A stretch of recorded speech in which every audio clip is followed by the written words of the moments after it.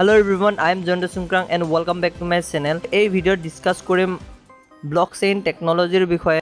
So যদি জানিব বিচাৰে তেতিয়াহলে হেকলৈ চাই থাকিব আৰু এতিয়ালৈকে যদি এই চেনেলটো সাবস্ক্ৰাইব কৰা নাই তেতিয়াহলে হুনকালে গৈ সাবস্ক্ৰাইব কৰি লওক আৰু লগতে বেল আইকনটো প্ৰেছ কৰিব যাতে এনেকুৱা ইন্টাৰেষ্টিং ভিডিও আপুনি মিছ নকৰে. So let's get started. Blockchain technology কোনো কোম্পানীও নহয় আৰু কোনো মোবাইল এপছও নহয়. এইটো এটা টেকনলজি হয় য'ত ব্লক আৰু চেইন লগ লাগি ব্লকচেইনৰ সৃষ্টি হৈছে. ইন্টাৰনেট ডাটাৰে ভৰি আছে. উইদাউট ডাটা আপুনি ইন্টাৰনেট ইউজ কৰিব নোৱাৰে.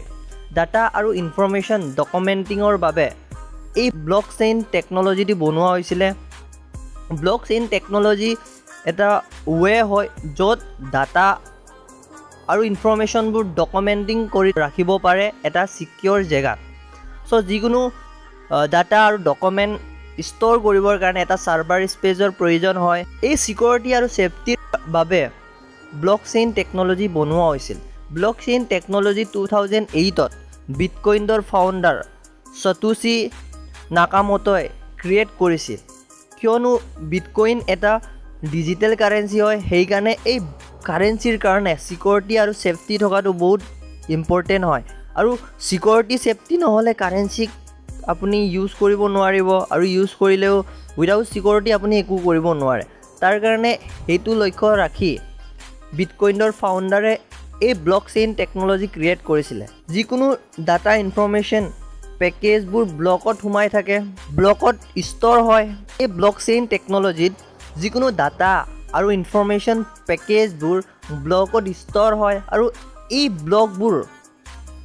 ব্লকবোৰৰ ডাটাবোৰ লিংক থাকে এটা চেইনত. আপুনি দেখিবলৈ পাইছে চাগে চেইন এটাৰ পৰা আন এটালৈ লগত সংযোগ হৈ থাকে. লাইক নাম্বাৰ 1ৰ লগত যদি নাম্বাৰ 2 সংযোগ থাকে, নাম্বাৰ 3ৰ লগত সংযোগ থাকিব আৰু নাম্বাৰ 3 আকৌ 1ৰ লগত যাব, 2ৰ লগত যাব. এই চেইনবোৰত গৈ এই ব্লকবোৰত গৈ আপুনি যদি ইনফৰমেশ্যন চাব বিচাৰে তেতিয়াহ'লে আপুনি এটা চেইন ব্ৰেক কৰাৰ পিছত আনটো চেইনো ব্ৰেক কৰিব লাগিব. সেইটো ক্ষেত্ৰত যদি আমি চাব যাওঁ এটা চেইন ব্ৰেক কৰাটো ইমান ইজি নহয়.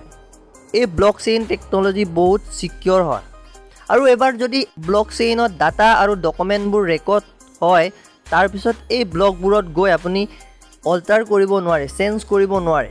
সেইবোৰ চেঞ্জ কৰিবৰ কাৰণে অল্টাৰ কৰিবৰ কাৰণে যিমানবোৰ ব্লক আছে সেইবোৰ আপুনি চেঞ্জ কৰিব লাগিব. তাৰপিছতহে আপুনি তাৰ যোনবোৰ ডকুমেণ্ট সেইবোৰ অল্টাৰ কৰিব পাৰিব. সেইকাৰণে এই ব্লকবোৰক ক্ৰেক কৰাটো ইম্পচিবল হৈ পৰে. চ' সেইটো আছিলে ব্লকচেইনৰ ব্ৰিফ ইন্ট্ৰডাকশ্যন. যদি এই ভিডিঅ'টোৰ ভেলুৱেবল ইনফৰমেশ্যন আৰু নলেজ ভাল লাগিলে তেতিয়াহ'লে লাইক কৰিব, কমেণ্ট কৰিব আৰু ছাবস্ক্ৰাইব কৰিব নাপাহৰিব. চ' থেংক ইউ.